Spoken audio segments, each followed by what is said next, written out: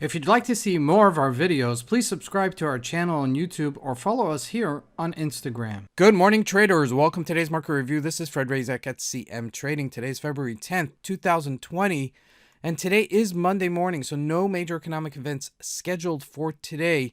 But looking at the markets, I'm going to start first with the Forex symbols, Euro and the Aussie dollar bounce versus the US dollar. But the question is will it test their lows again? Then looking at the Dow Jones, we kind of saw it pair its gains last week and trading at support at 29,000 right now. And looking at commodities, gold trades sideways, looking for some direction while oil bounces. But the question is that a hard bounce or is it a dead cat bounce? We're going to take a look at that as well. And lastly, looking at the stocks, pretty much fizzling out. But Tesla remains strong, so a couple of different directions the market's going right now.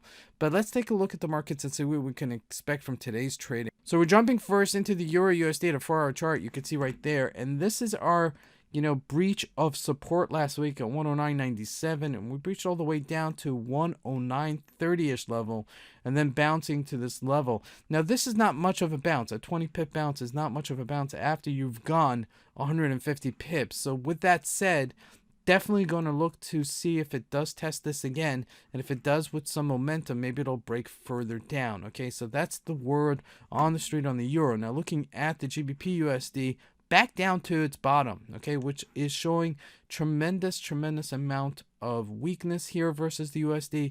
And sure enough, this could go back down to 128.31. That's my next support level for the GBP. However, looking at the Aussie dollar, a little bit more resilient, okay, at 67.01. But remember, the Aussie dollar is at its all-time lows versus the USD for the year. Okay, so with that said, it's got tremendous amount of correctional move right here. So there's a lot of resistance because we are at multiple levels of support here, of yearly levels. Okay, we haven't been here since 2002, so that's a major support level for the Aussie. So I'd be less inclined to think that the Aussie is going to challenge this at 67, but sure enough, if it does, it's going to break further down to maybe 61 versus the USD. So something to consider as this week continues trading. Now jumping into commodities, we see gold pretty much just trading sideways at 1570. Not much doing there between this 1590-ish level and 1550-ish level. So really midpoint. But we're looking at oil right now, testing that low once again at $50 a barrel. Okay, now this issue in China has not gotten resolved. So everybody's in quarantine and it's getting scarier. Okay, it's kind of like fizzling out to some of the other neighboring countries, and so it's becoming a really serious epidemic.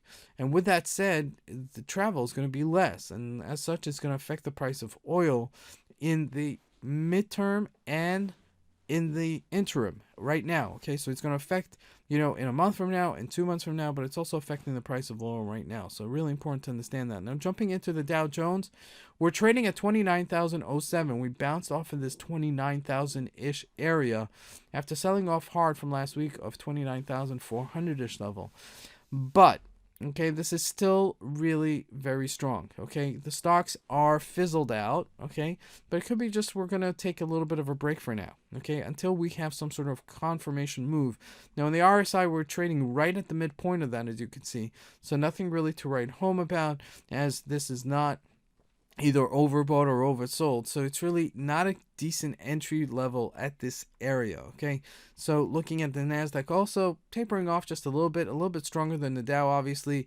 And looking at the stocks, Apple tapering off at its highs, Amazon on its highs, okay, or close to its highs, but still it's got to sustain itself above these areas in order to remain strong. Now looking at Facebook, still strong, however not breaking out higher. Okay, so when stocks don't break out higher and the market doesn't break out higher, we may be in for a small correction. Not a massive correction, but a small correction to say the least. Now looking at Google, also nothing really jumping out. However, when we jump into Tesla, all-time highs. Okay, it's on its dead highs.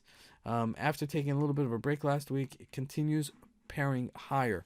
Okay, so this may continue, all right, and to say that it's going to stop at a certain area, I don't know to say that. Okay, so this may pull up the market, may put some, some optimism on the market right now, despite what's going on in China right now. So this still may break out higher. This is Fred Razak. I want to wish everybody a great trading day. Thank you.